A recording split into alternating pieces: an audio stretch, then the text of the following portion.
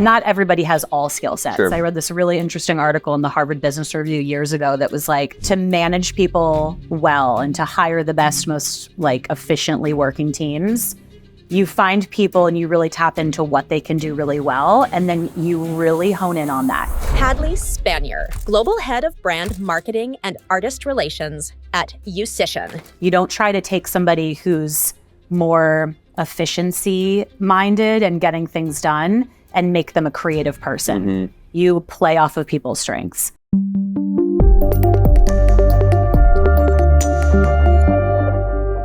Hey everybody, welcome back to How the Fuck Did You Get That Job? Today we are joined by Hadley Spanier. Hadley has risen her way up the music industry ranks, starting at Sony Music, working at Universal Music Group, and now leading brand and artist relations for Yousician.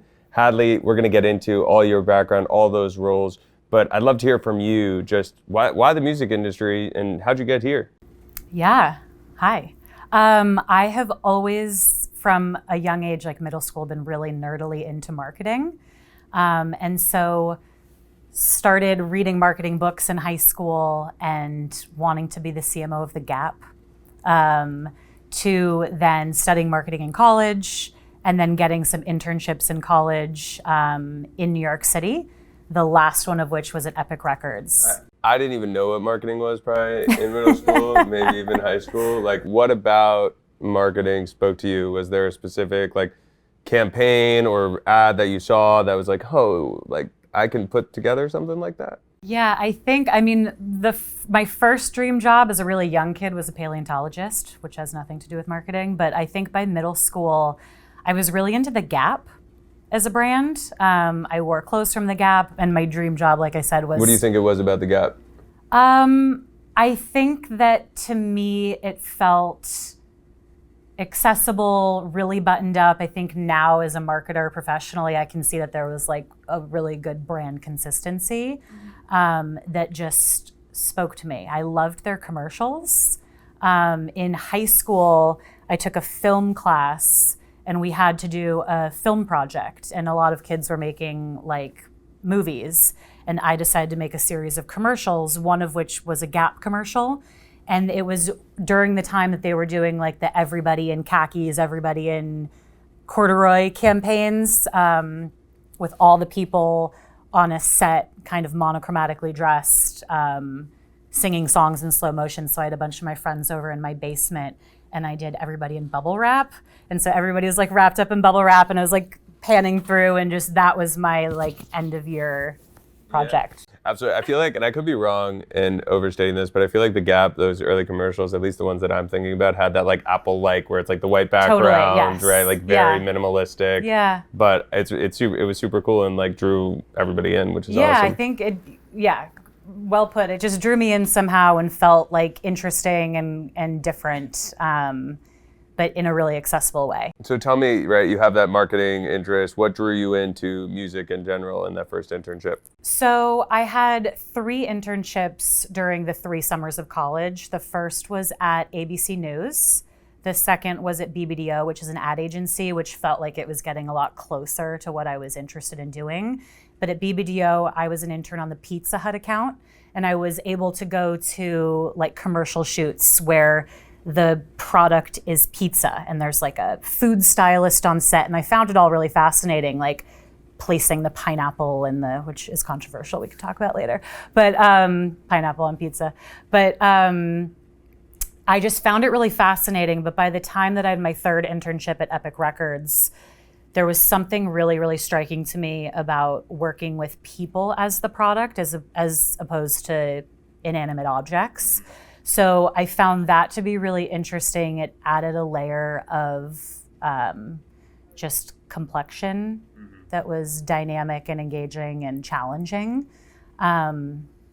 So I think I always, as I was going through college, I got more and more into the idea of being in like entertainment marketing, whether it be with actors or musicians or something like that. But because of my internship at Epic, I got my foot in the door in the music business that way. And we'll obviously talk about the music industry and business. I want to talk about those internships too. It's probably something you probably haven't spoken about in a while, but most of our listeners are either in college or just had graduated, right? So How do you find a good internship? What makes a good internship? Yeah, I mean, I got my internships, as many people do, just through connections.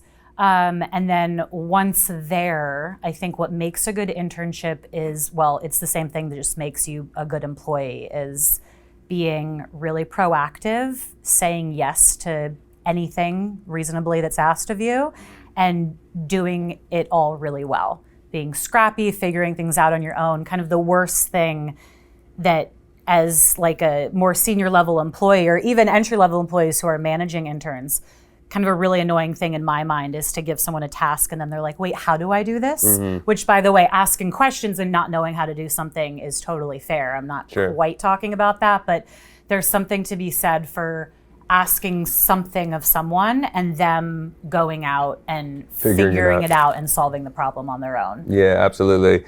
And I worked in the sports industry for probably 7 years. And starting out is, it's tough because everybody wants to be in the sports industry, and the music industry is like extremely similar, right? Just supply and demand of how many people want to do it and how many jobs there are. What was your expectation going into that first internship and job versus the reality of the business, especially as an entry-level employee? Yeah, I mean, I joked in the job and ever since, like, I did not go to college and study marketing in the business school to answer phones and schedule meetings for people and go grab a coffee, which is not to say I felt above it. I just literally didn't know. That wasn't my area of expertise. It's not what I knew how to do. So in any entry-level job, usually in the entertainment business, but certainly in the music business, that's mostly what you're doing. Mm-hmm. And so before you're doing the real work and the marketing work and, depending on what department you're in, working with the artists, all of that, you are doing the more administrative work. And everybody around you is looking for you to do that really well and with enthusiasm. And I always say to people, like, at any level of your career, you learn what's being asked of you really well, like you can do it with your eyes closed, and then you're ready for more responsibility. And so you just keep doing that, executing really well and with enthusiasm, and then you just... Until they give you a chance, right? Yeah, get more and more to do. And you become marketing manager at Columbia Records via Sony. You start working with Neil Diamond, Barbra Streisand, and many more, and helping manage their marketing. There's a lot of people. It's not just you doing that, right? How do you manage like creativity and pushing through ideas with stakeholders and, convincing people that this is the right move, especially when there are so many cooks in the kitchen? Yeah, I mean, I would say that most of what I do and have always done is really relationship driven. So it's just building trust with the artists, especially. They're the people creating the art. They're the most important player in the whole dynamic. And if you honor what they're doing and you protect them, then you can make the right creative decisions to put their work out to the people who need to see it. That's kind of the baseline of how to build the trust with it. And then in terms of creative decisions, I mean, I certainly wasn't doing that in the earliest stages of my career. And really at a record label, being in the marketing department and running marketing plans for artists, you're not necessarily coming up with the creative ideas.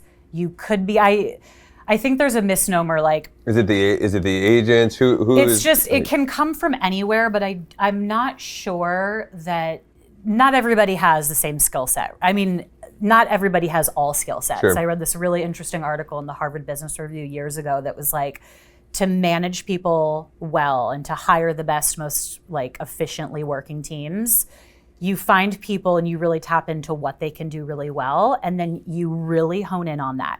You don't try to take somebody who's more efficiency minded and getting things done and make them a creative person.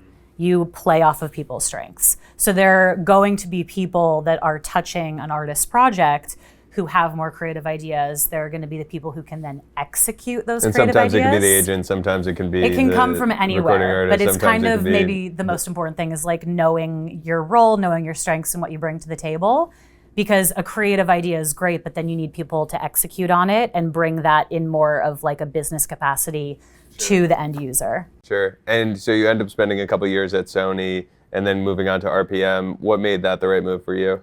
I had been at Columbia for 2 years at that point. I had worked with incredible, we call legacy or heritage artists who were incredibly established, one of them being Tony Bennett.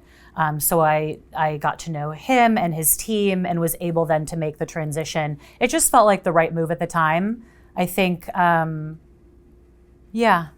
And what was Tony's team lacking, and what were you trying to provide and grow? Yeah, I mean, the management side was strong, making business deals. He had a great publicist, like career publicist, his entire, like most of his, for maybe the last like 30 years. The same person, great agents, all of that. He, at the time that I joined, did not, it was kind of like maybe the second wave of social media, and he wasn't present at all. So I started that for him.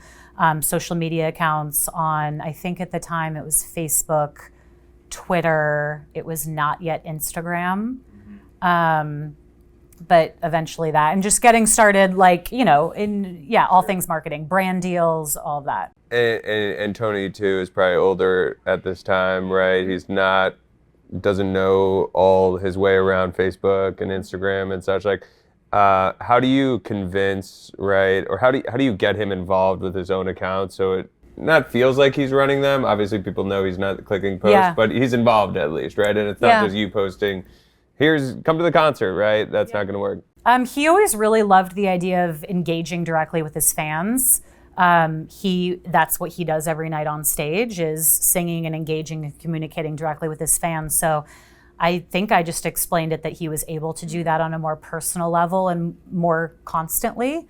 Sharing where he was traveling, his artwork was really important to him. So sharing his art with people and just other aspects of his life. His dog always got, you know, if we posted his dog happy, we knew we were getting a lot of impressions. Happy performed really well. Anytime you needed a boost for like engagement flow.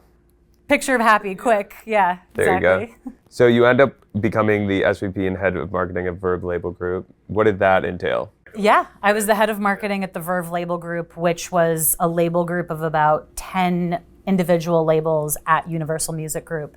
The Verve Label Group was really the home at Universal for all jazz and classical music. And then in addition to that, we started signing new artists like Jon Batiste and Madison Cunningham and Tank and the Bangas and Shabaka Hutchings, some like really incredible artists that we were able to sign and kind of give them a kickstart in their careers, and they're still doing amazing things to this day. So one thing I want to ask you about is, you know, people from the outside look at the music industry, they see, you know, the bright lights. What's something that they don't expect that is happening behind the scenes? Or the unglamorous part? The non-glamorous part, it's probably what draws me to it and in the first place, which is everybody is just a person. And I think in my experience, the people who are the most talented, who are just filled with art to share, also have a lot of trauma and a lot of challenges, a lot of mental health challenges, a lot of just interesting things that people deal with in their everyday lives. And so to see people as human is really important, both in working with them and in just being a fan of them or consuming their music or their art. Yeah, when did you learn that aspect of it too? Because coming from the sports industry myself, now I like, you know, when I see any athlete, like it's just, you know, it's bumping into anybody on the street, it's the same, but when you're 18, that's not the case. Yeah. How did you learn and grow that muscle that, you know, humans are humans, even if they are extremely talented? Yeah, I think I had a sense of it growing up. I grew up on college campuses, and I think just my friends and everybody all the kids that I was growing up with, all of our parents were in academics of some capacity, and they were experts in different fields. You know, my mom is a Hemingway scholar and kind of the preeminent Hemingway scholar in the world, which is why I'm named Hadley, after Ernest Hemingway's first wife, Hadley Hemingway. So everybody just had this area of expertise, but also was just a human with challenges at home or, navigating work-life balance or whatever it may be. And so I think I learned that from a really young age. And then as I have gotten into the business more and more, it's just only been affirmed. And not even people in front of the camera, but people, executives and people at the highest level of any business or organization are, they just all need grace. Absolutely. And at Verve, you are managing 20 people plus 10 labels. How you're in that managerial role, what kind of leadership style do you bring to the table that you have found successful? It was funny, I was talking to someone this morning about managing people as being like a lot of therapy. I'm a mother in real life, and so I think I just naturally bring that. Even before I had children, I bring that kind of spirit to management, which is to say that I make sure that I'm hiring really strong, emotionally intelligent people who can handle their work and with a level of autonomy that I think is really important and is good for me as their manager, and also is good for them in business and empowers them to do a great job. So curious how you pick up on those traits in an interview process. Is it gut feel, or are there specific questions? Because personally, I know like when you're interviewing for a job, you never know really what's behind the curtain until you take the job, right? Yeah. So I'm curious how you find those people, or do the best job that you can to find those people before they're actually... Yeah, I think a lot of it is maybe similar to any kind of relationship, whether it be friendship, romantic relationships, friendships. Did I already say friendships? Did I start with that? I don't think so.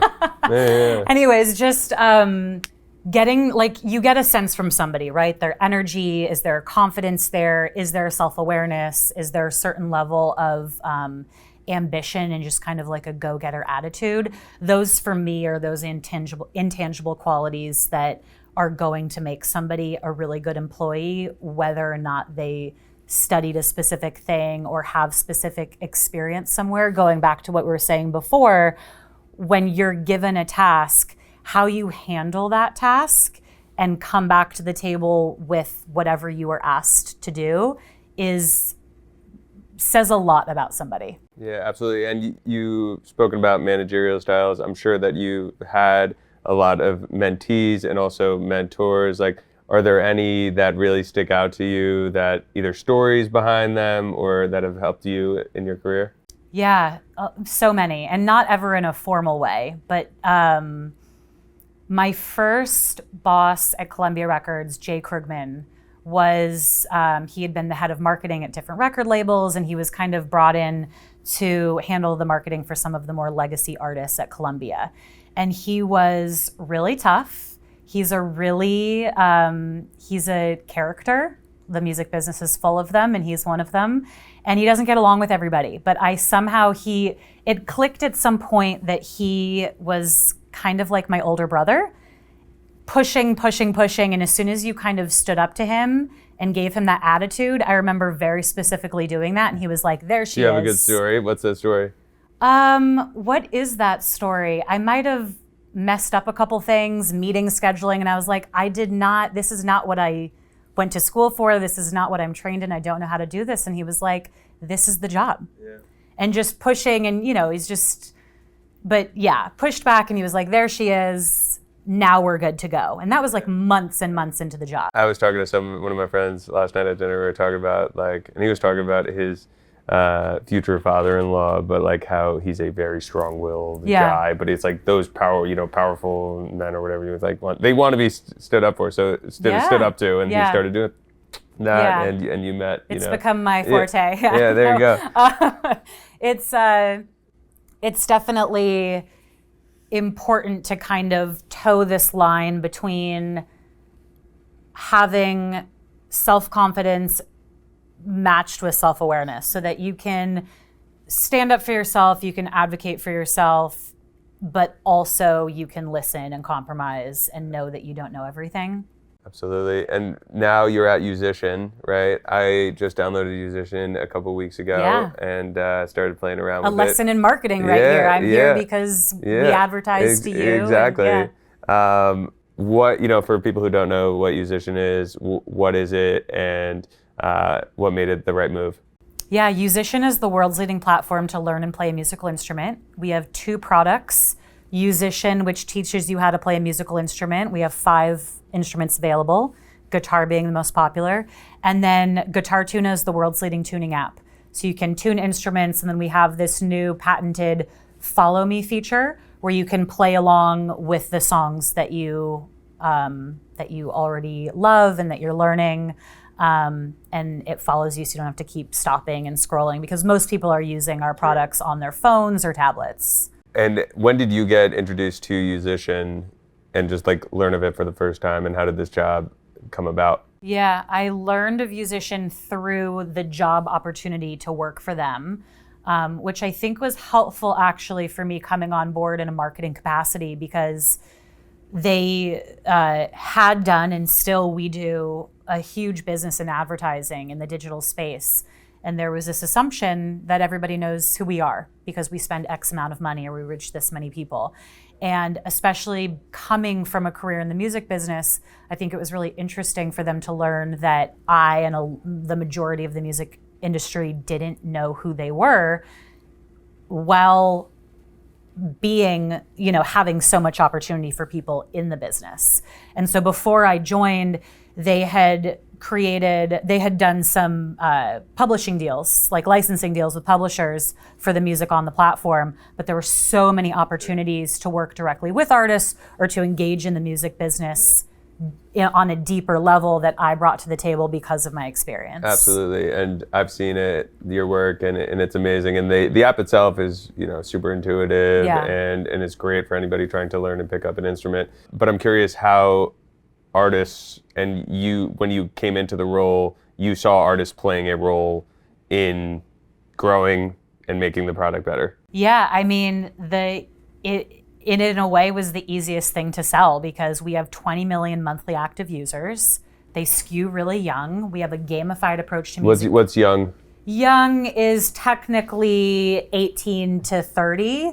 We certainly have users that are younger than that use it for fun and to learn, but we don't track that for privacy reasons.